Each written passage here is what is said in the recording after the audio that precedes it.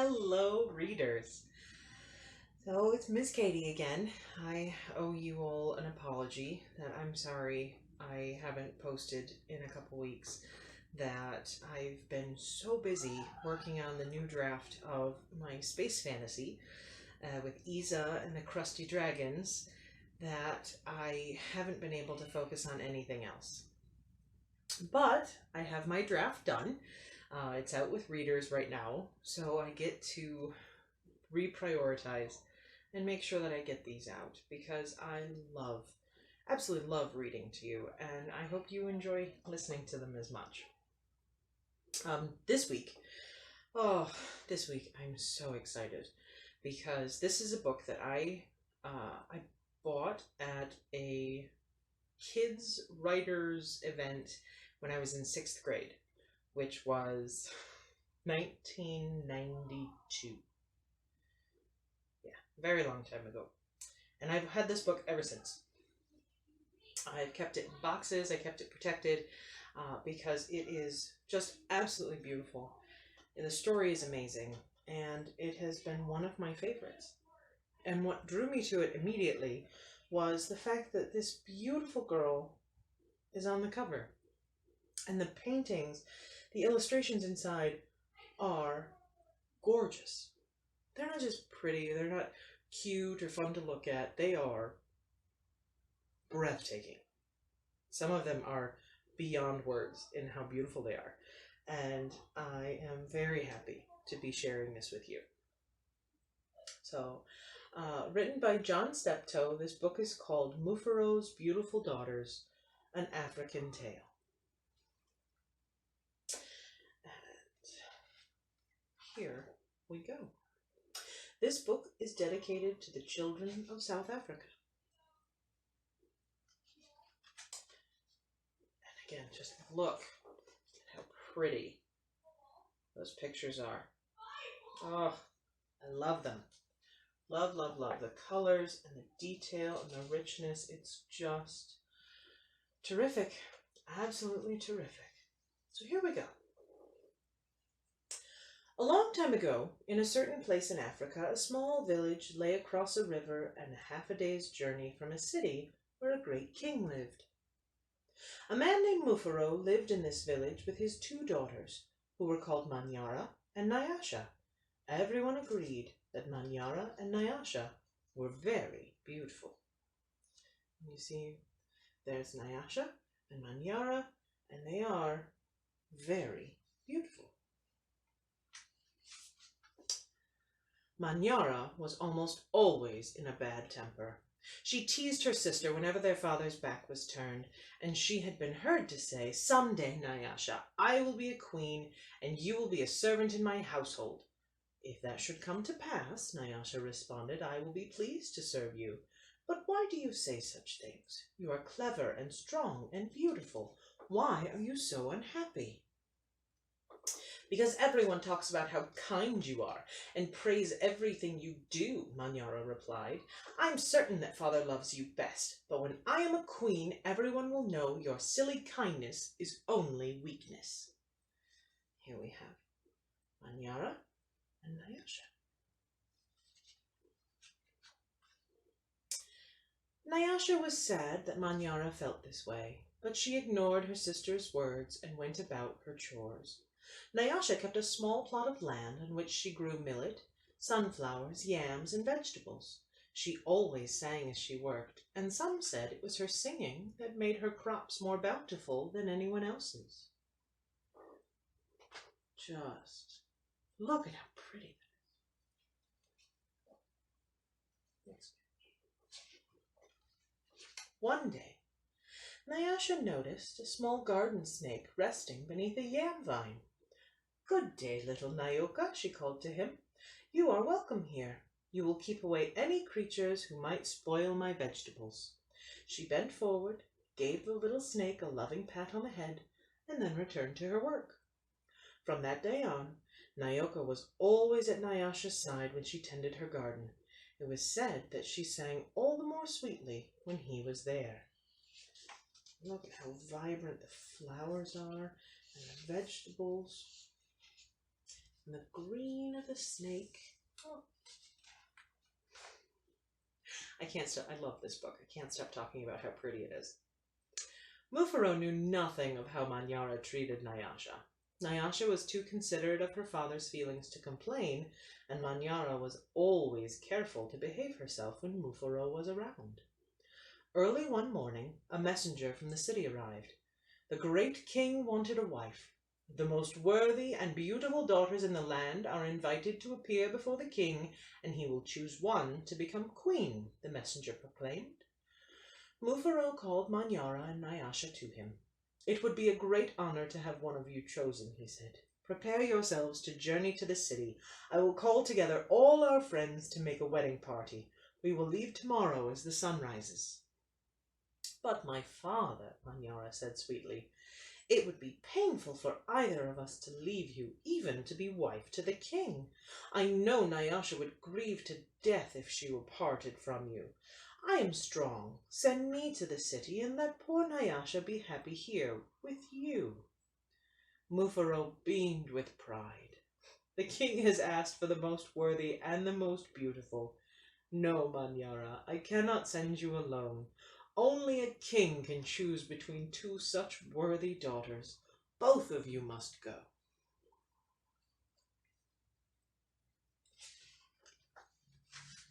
That night, when everyone was asleep, Manyara stole quietly out of the village. She had never been in the forest at night before, and she was frightened, but her greed to be the first to appear before the king drove her on. In her hurry, she almost stumbled over a small boy who suddenly appeared, standing in the path. Please, said the boy, I am hungry. Will you give me something to eat? I have brought only enough for myself, Manyara replied. But please, said the boy, I am so very hungry. Out of my way, boy. Tomorrow I will become your queen. How dare you stand in my path? After traveling for what seemed to be a great distance, Manyara came to a small clearing. There, silhouetted against the moonlight, was an old woman seated on a large stone. The old woman spoke. I will give you some advice, Manyara. Soon after you pass the place where the two paths cross, you will see a grove of trees. They will laugh at you. You must not laugh in return. Later, you'll meet a man with his head under his arm. You must be polite to him. How do you know my name? How dare you advise your future queen? Stand aside, you ugly old woman, Manyara scolded, and then she rushed on her way without looking back. Just as the old woman had foretold, Manyara came to a grove of trees, and they did indeed seem to be laughing at her. I must be calm, Manyara thought. I will not be frightened. She looked up at the trees and laughed out loud. Ha ha ha! I laugh at you, trees, she shouted, and she hurried on. It was not yet dawn when Manyara heard the sound of rushing water. The river must be up ahead, she thought. The great city is just on the other side. But there, on the rise, she saw a man with his head tucked under his arm. Manyara ran past without speaking. A queen only acknowledges those who please her, she said to herself. I will be queen, I will be queen, she chanted as she hurried on toward the city.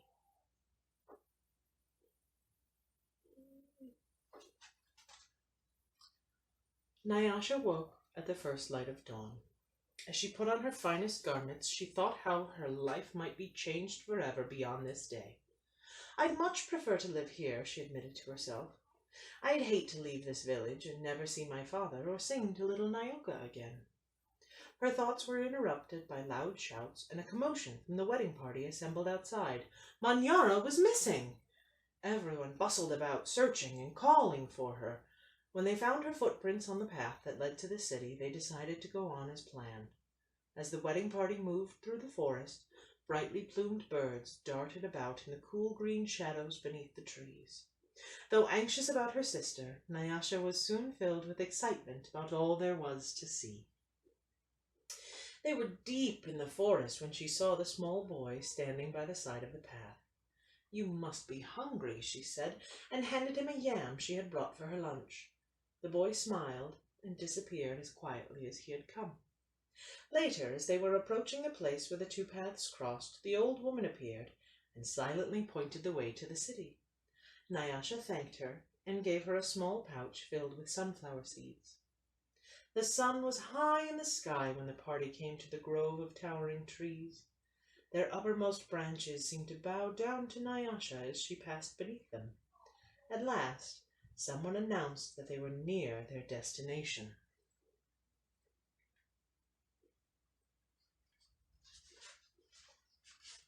Oh, this is one of my absolute favorites. Nyasha ran ahead and topped the rise before the others could catch up with her. She stood transfixed at her first sight of the city. "Oh, my father," she called, "a great spirit must stand guard here. Just look at what lies before us. I never in all my life dreamed there could be anything so beautiful." Let me get closer on this one. There she stands on the hilltop, and flowers. It's gorgeous, and there is the beautiful city. She looks down in this gorgeous valley, and the sky is perfect, and the clouds are perfect, and it is a beautiful day.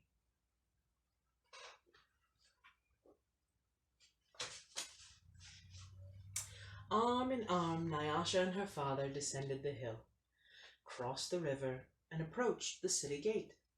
Just as they entered through the great doors, the air was rent by piercing cries, and Manyara ran wildly out of a chamber at the center of the enclosure. When she saw Nyasha, she fell upon her, sobbing. "Don't go! Do not go to the king, my sister! Oh, please, father, do not let her go!" she cried hysterically.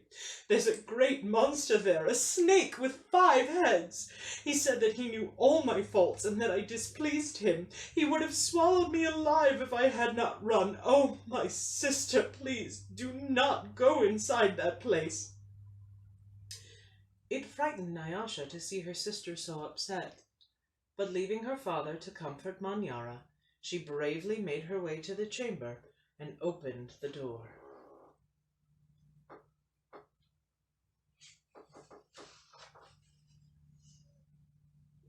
On the seat of the great chief's stool lay the little garden snake.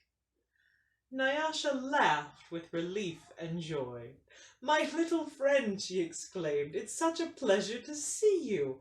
But why are you here?" "I am the king," Nyoka replied, and there, before Nyasha's eyes, the garden snake changed shape. "I am the king. I am also the hungry boy with whom you shared a yam in the forest, and the old woman to whom you made a gift of sunflower seeds. But you know me best as Nyoka. Because I have been all of these, I know you to be the most worthy and most beautiful daughter in the land. It would make me very happy if you would be my wife." Again, another beautiful portrait. The king is beautiful as well.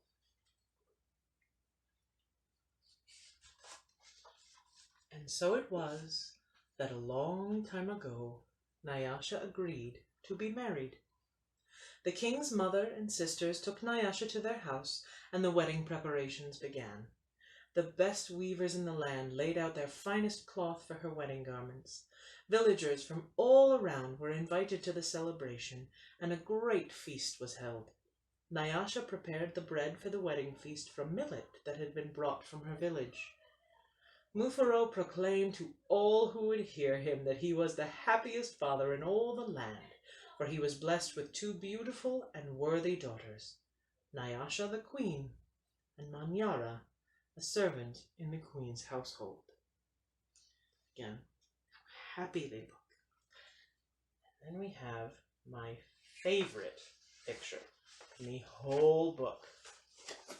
It is simply gorgeous because everyone's happy and they're celebrating, and Nyasha has her king and she is a beautiful queen, and everyone is celebrating, and it is another perfect day.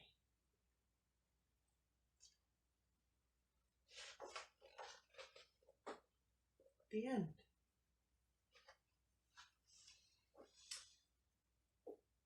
One of the reasons why I've always loved this book is that it's the two sisters are the two different types of people. And Nyasha flat out asks, "You have all of these good things going. Why are you so unhappy?" And what makes Nyasha beautiful isn't just because she is beautiful, as you can see, she's beautiful, but she is kind and generous and thoughtful and giving and loving. And those things make her beautiful. And those things are what the king saw and appreciated, and why he asked her to be his partner and his queen. So I hope that you get a chance to either get your own copy or check it out from the library so that you can see these pictures in person, because it will make you fall in love with this book just as much as I have. Because the story is wonderful and the paintings are beyond magnificent. I look forward to reading our next story. Happy reading.